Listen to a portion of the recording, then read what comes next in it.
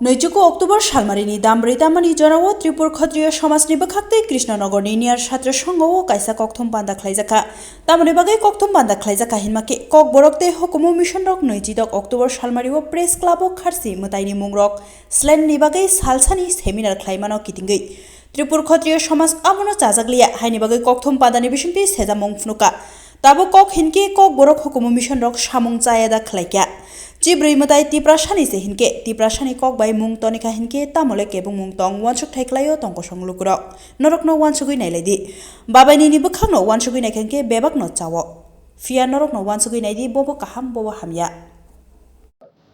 আমরা আজকে ত্রিপুর ক্ষত্রিয় সমাজের পক্ষ থেকে আপনাদের ডেকেছি। আমাদের সংগঠনের তরফ থেকে রিসেন্টলি গত 26 তারিখ অক্টোবর আগরতলা প্রেস ক্লাবে কবরকতে হুকুমু মিশন নামে একটা এনজিও তারা একদিনের সেমিনার ডেকেছিলেন এবং সেই সেমিনারের উদ্দেশ্য ছিল রিনেমিং অফ খারসি মোতাই ইন ককবরক, মানে 14 দেবতা মন্দিরে যে 14 জন দেবদেবী আছে, এই 14 জন দেবদেবীর নাম ককবরক ভাষায় চেঞ্জ করার উদ্দেশ্যে তাদের এই সেমিনার। এখন এই সেমিনারে যারা উদ্যোক্তা ককবরকতে হুকুমু মিশন নামে যে সংস্থা আছে, সংগঠন আছে, এনজিও, তাদের উদ্যোগে যে একদিনের সেমিনার, এই সেমিনারের যে উদ্দেশ্য, সেই উদ্দেশ্যকে আমরা তীব্র ভাষায় প্রতিবাদ করি। এবং খারচি পূজা আমরা সবাই জানি এটার বর্তমানে 1949-এ যখন ত্রিপুরা মার্জার ট্রিটির মাধ্যমে ভারত অন্তর্ভুক্ত হয়, তখন একটা মৌ করা হয়েছিল যে রাজাদের দ্বারা রাজন্য যুগে যে সমস্ত দেবদেবী, যে সমস্ত মন্দিরের পূজা পার্বণ রাজা নিজে করতেন রাজবাড়ি থেকে, সেই মন্দিরগুলো রাজ্য সরকার মানে ভারত সরকারের হাতে হস্তান্তর করে এবং অতীতে অনুসৃত যে রীতিনীতি প্রথা মেনেই সেই পূজা পার্বণ সম্পাদন করার প্রতিশ্রুতি দেওয়া হয় সেই চুক্তির মাধ্যমে। এবং এরপর পরবর্তী সময় যখন ত্রিপুরা রাজ্য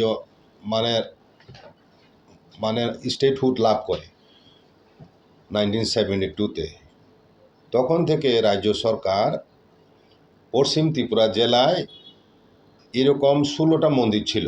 তার মধ্যে আমাদের 14 দেবতা মন্দির, যেটা পুরনো হাবিলিতে আছে, আমরা সবাই জানি প্রতি বছর খারচি পূজা 7 দিন ব্যাপী, সেখানে মহাসমারোহ এবং বহু মানুষের সমাগম হয়, লক্ষ লক্ষ মানুষের।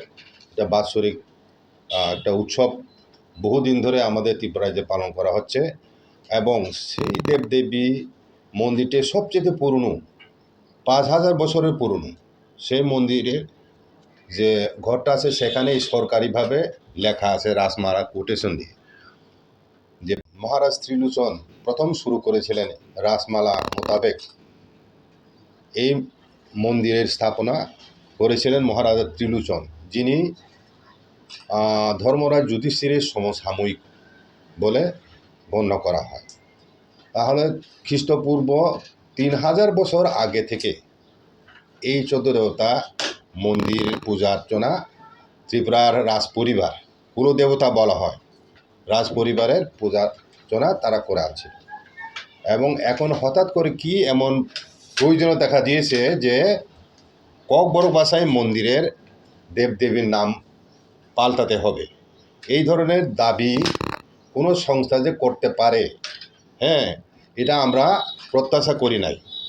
এটা একটা গর্হিত কাজ এবং বেআইনিও বটে, কারণ সরকারের দ্বারা পরিচালিত এই মন্দিরটি এবং রাষ্ট্রীয়ভাবে 14 দেবতার পূজার সময় 7 দিন ব্যাপী ওই খারচি পূজার সময় রাষ্ট্রীয় মর্যাদায় সেখানে বলিদানের ব্যবস্থা করা হয়।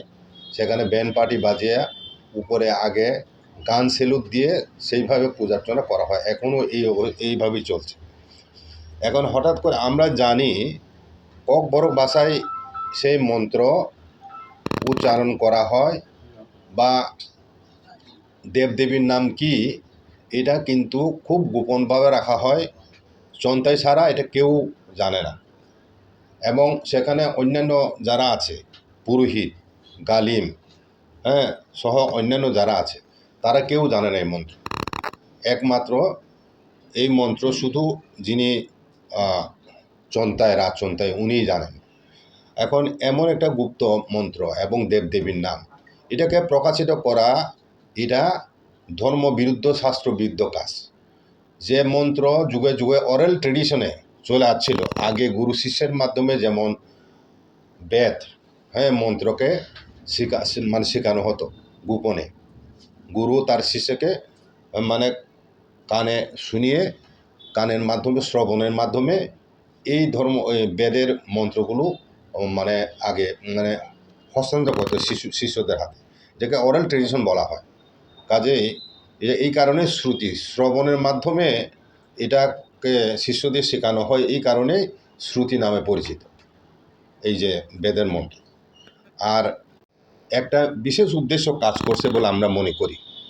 সেটা হচ্ছে, আমরা দেখেছি ছবিতে যারা সেখানে সেমিনারি ছিলেন তারা বেশিরভাগই খ্রিস্টান ধর্মাবলম্বী।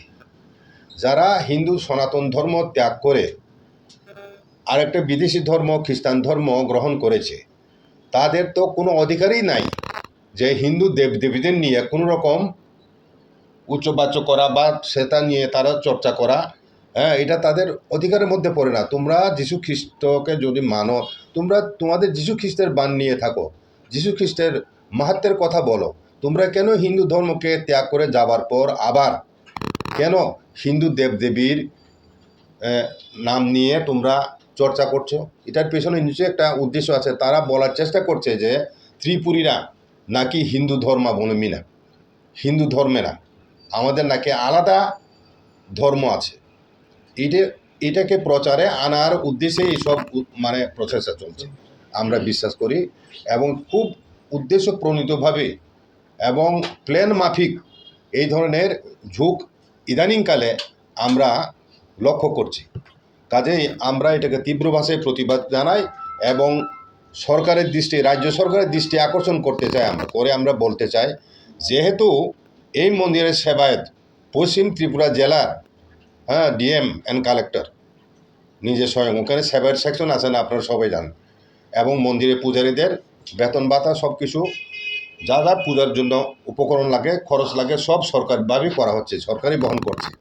এখানে একটা মন্দিরের, তাছাড়া এটা রাজের কুল দেবতা, রাজার পারমিশন ছাড়া, রাজবাড়ির পারমিশন ছাড়া, সরকারি কোনো পারমিশন ছাড়া এই ধরনের সেমিনার করাই তো বেআইনি বলে আমরা মনে করি।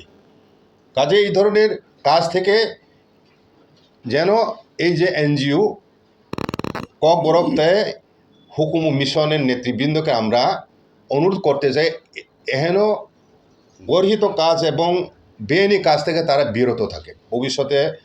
তা না হলে আইনগত ব্যবস্থা তাদের বিরুদ্ধে নেওয়া হবে। আমরা রাজ্য সরকারকে আমরা বলছি যে এই সংগঠনের বিরুদ্ধে আইনানুগ ব্যবস্থা গ্রহণ করা হোক। ফার্দার যেন তারা এই ইস্যুটিকে নিয়ে অপপ্রচারে গিয়ে সমাজের মধ্যে বিশৃঙ্খলা তৈরি যাতে না করে, তাহলে কিন্তু আমাদের যে সামাজিক সংস্থা আছে তাদের মধ্যে কিন্তু এটা প্রতিক্রিয়া দেখা দেবে। কাজে